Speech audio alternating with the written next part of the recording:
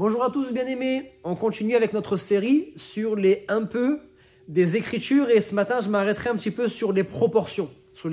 Alors, j'aimerais vous parler d'un texte dans l'évangile de Luc au chapitre 7, le pasteur Stéphane nous en a parlé dernièrement.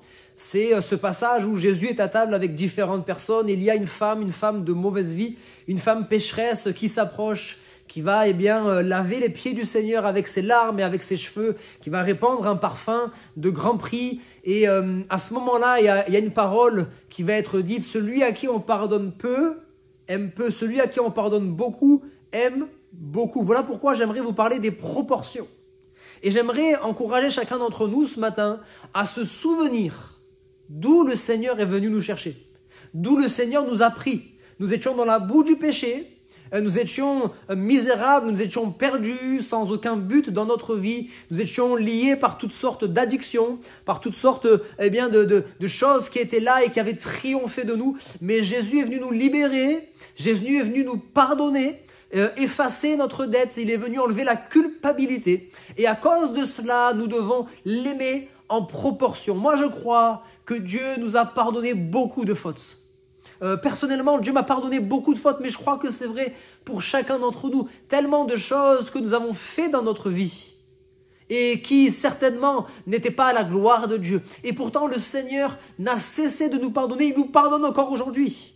Et celui à qui on pardonne beaucoup, aime beaucoup. J'aimerais t'encourager à aimer le Seigneur proportionnellement à tout ce qu'il a fait pour toi. Et pour cela, tu as besoin de te souvenir de ce qu'il a fait pour toi.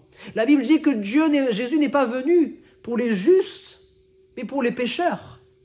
Et la Bible dit également que là où le péché a abondé, la grâce de Dieu a surabondé. Et moi, je voudrais que ton amour pour Dieu surabonde. Je voudrais également que mon amour pour le Seigneur surabonde. Le Seigneur nous a transformés, le Seigneur nous a sauvés, il nous a libérés. Et parce qu'il nous a pardonné beaucoup, on veut l'aimer beaucoup. Et puis également dans 2 Corinthiens chapitre 9 verset 6, il est dit « Celui qui sème peu, moissonne peu. Celui qui sème beaucoup, moissonne beaucoup. » Et c'est là un principe spirituel.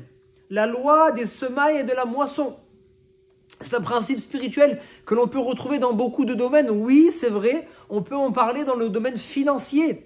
Parce que tu vas partager tes biens, parce que tu vas venir en aide à ceux qui sont dans le besoin, parce que tu vas semer financièrement, tu vas également moissonner financièrement. On ne sème pas pour moissonner, en tout cas on ne sème pas pour recevoir beaucoup, mais on sème pour répondre à des besoins.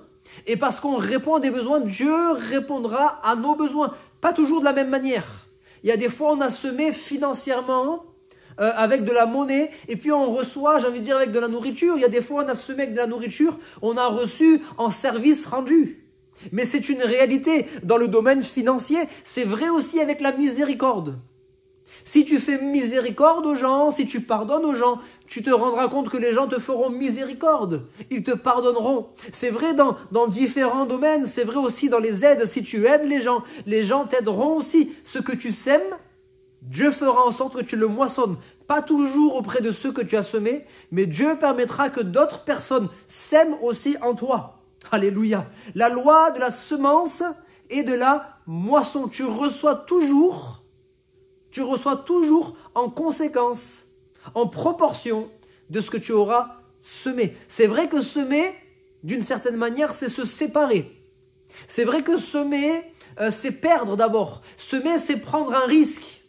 Mais lorsque nous semons, alors que nous ne savons pas ce que va faire notre semence, alors qu'on est incapable de faire germer quoi que ce soit, on sème avec la foi et on moissonnera, alléluia, avec chant d'allégresse.